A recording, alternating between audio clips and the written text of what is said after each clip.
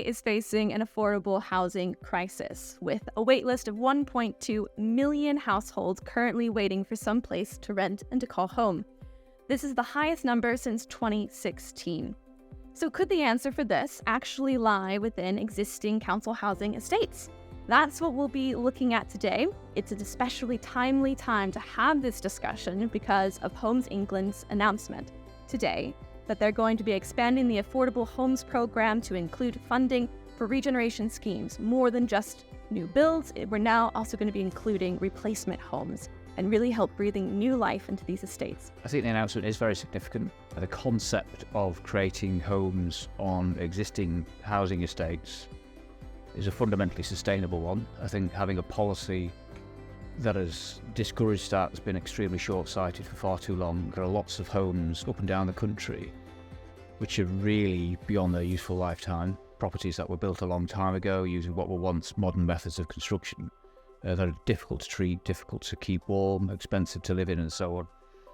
And for once we can start to think really strategically about replacing those in a more cost-efficient way. I think the short-term timescale, starting say by 2025, helps us in some ways because we're ready to go. We've done a lot of work looking at our housing estates to see what we could do.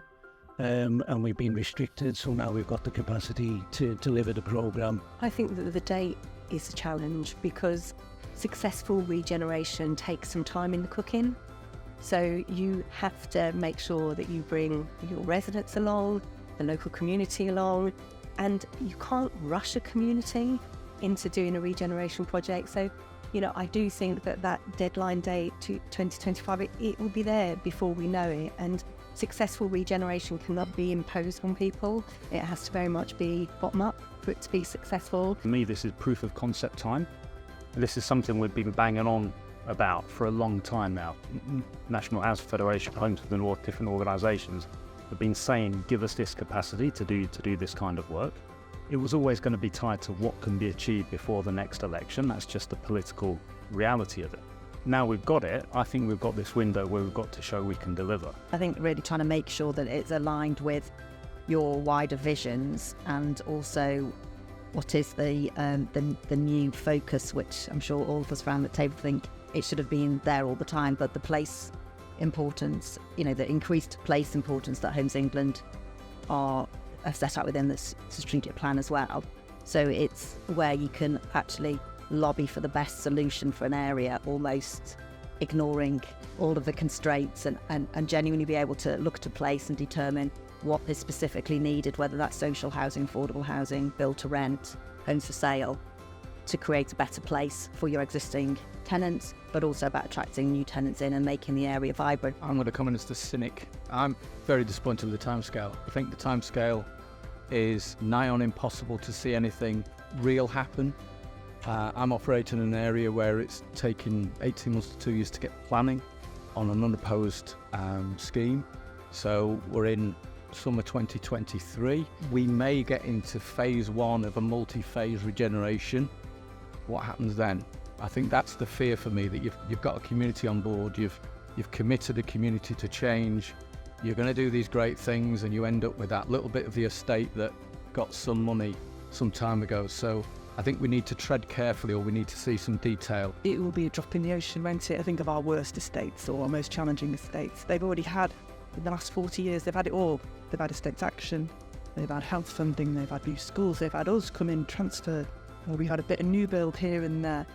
And although it's made a difference, of course it has, there's been good stuff and God knows what would have happened without it.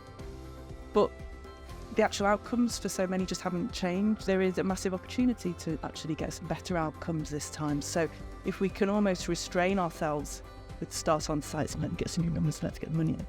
And to actually think about how we're going to actually make a wider difference and not just make it look. Physical interventions can make a massive difference. For us as Southway, we cover a fairly small geographical area. You can walk from one side to the other in half an hour or so. And regeneration for us is very, very localised. It's very small. It's looking at little problematic areas within those neighbourhoods and not wanting to disrupt too much what are very popular neighbourhoods. So this type of funding allows you to do those things that are regeneration, but they're sort of small scale.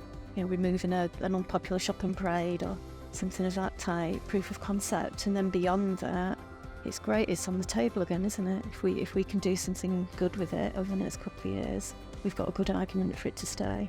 Also, the instances where we're already planning to do something, that it might be a planned application and it might be earlier than that, but this change allows us to add value to plans that we've already got in place. So, for example, our scheme Onward in Preston that we're looking at is going to involve bringing down 3 tower blocks, about 150 units across the 3 of them.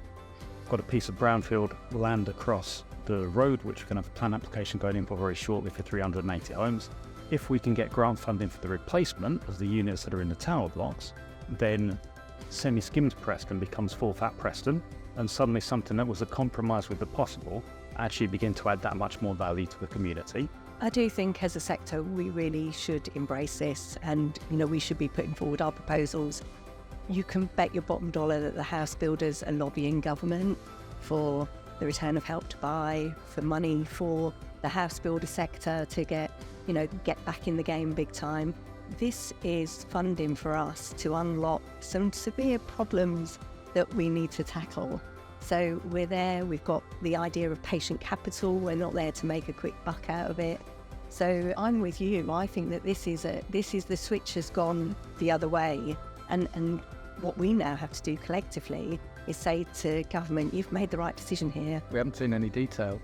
Unless there's sufficient money to deliver social rent, affordable rent, if it's all driven by shared ownership, then we're going to end up with the risk of ghettos again. We do need to mix tenure up. We haven't been able to deliver social rent for a number of years. I'm sure everybody else is in the same position. If they're going to deliver social rent, I'll be right behind it. But if all we're going to deliver is, we're going to take social rent properties out and put affordable rent properties back in, we're just going to create further problem, but we'll have some shinier estates. If we had a choice, we would only build social rent in our neighbourhoods, because our neighbourhoods are very popular. They're already mixed tenure in the sense that they're right next to other neighbourhoods, and we know the need certainly in the city of Manchester is so great. The homelessness figures are so great. The need for people to be able to live near where they work or where they are going to school or is so great that every bit of land we have, we would use it for social rent if we could get the grant rates. So it's hopefully this will help, but we've got to have the right grant rates to make it stack up. Just on that point around social housing, I understand that the focus of the announcement is about delivery of social rent, so it's going to be a priority from the funding. We've got to make our case for grant rates and some more grant rates that we require. There's a limited pot, isn't there? But social housing is where the priority is. I think from my perspective, to create balanced communities, we're going to have to do more mixed tenure on some of our estates, and change some of the mix of offer that we have, moving away from just social housing or affordable rent to shared ownership and even open market ownership where the estate can sustain that. And you're not going to take your community with you if you're saying, give up a social rent tenancy and here you go, we've got you a shiny new home, but it's unaffordable and you can't live here. So I think, and it is, success of regeneration is about bringing communities with you. I think this is such an opportunity that I'll be taking the harder decision for longevity and genuine sustainability, certainly in those highly challenging areas, which is really hard because actually with the way interest rates are going in the housing market. But if we don't do that, no one else is going to do that. So I think there's a real responsibility there. We should just not chase the numbers or the grants in the short term. I think every estate is inevitably unique. Every community has its own needs, but they all operate within the same national housing policy context. And because of that, face a set of common problems. So, for example, we have typically a needs-based lettings policy on an awful lot of our housing estates, and it's critical that we have a needs-based housing policy, but it's often very short-sighted to apply that in highly concentrated, tightly defined neighbourhoods. So socio-economic diversity is absolutely critical to encouraging social mobility, particularly amongst young people. You have to determine what's the right strategy for that specific estate in your holdings, whether that's Cheshire East, whether that's Liverpool, or whether that's South Manchester, and determine how you can unlock and deliver change. And I think for me, that's where, if you can align what you're trying to do with some of your other partners and help them to understand where the common grounds are, that you're, by you doing certain things in certain areas, that's helping the wider strategy of taking pressure off other areas, then that is where there may be other opportunities to unlock further money. I don't know the answer to this, but is the problem not engaging the communities and getting the communities on board, but engaging the local authorities and getting other agencies on board?